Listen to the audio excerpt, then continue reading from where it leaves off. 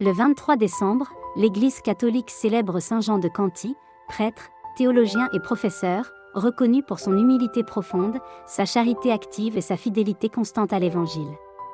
Sa vie démontre que la sainteté peut s'épanouir au cœur du travail intellectuel et de la vie quotidienne.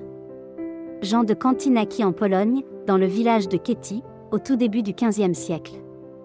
Doté d'une intelligence remarquable, il poursuivit des études à l'université de Cracovie, où il se distingua par son sérieux, sa rigueur morale et sa foi sincère. Ordonné prêtre, il fut nommé professeur de théologie et de philosophie, formant des générations d'étudiants à la recherche de la vérité. Malgré sa réputation de savant, Jean demeura un homme d'une grande simplicité. Il refusa toute ambition personnelle et vécut dans un profond esprit de pauvreté évangélique. Il partageait généreusement ses biens avec les pauvres, allant jusqu'à donner son manteau ou sa nourriture à ceux qu'il rencontrait dans le besoin. Saint Jean de Canty était également connu pour sa patience et sa douceur. Dans ses fonctions académiques, il faisait preuve de justice et de miséricorde, corrigeant sans humilier, enseignant sans orgueil. Il voyait dans chaque personne un reflet du Christ et traitait chacun avec respect. Homme de prière assidu, il passait de longues heures en méditation et en adoration.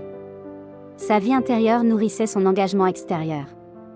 Pour lui, la connaissance devait toujours conduire à l'amour et au service.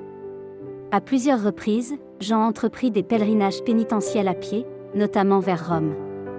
Ces voyages, accomplis dans la pauvreté et la prière, étaient pour lui une manière de s'unir plus profondément au Christ humble et souffrant.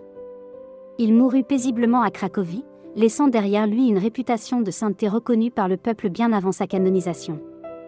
Aujourd'hui encore, Saint Jean de Canty est proposé comme modèle aux enseignants, aux étudiants et à tous ceux qui cherchent à unir intelligence, foi et charité. En ce 23 décembre, à l'approche de Noël, son exemple nous rappelle que la vraie sagesse naît de l'humilité et que l'amour vécu dans les petites choses prépare le cœur à accueillir le Christ.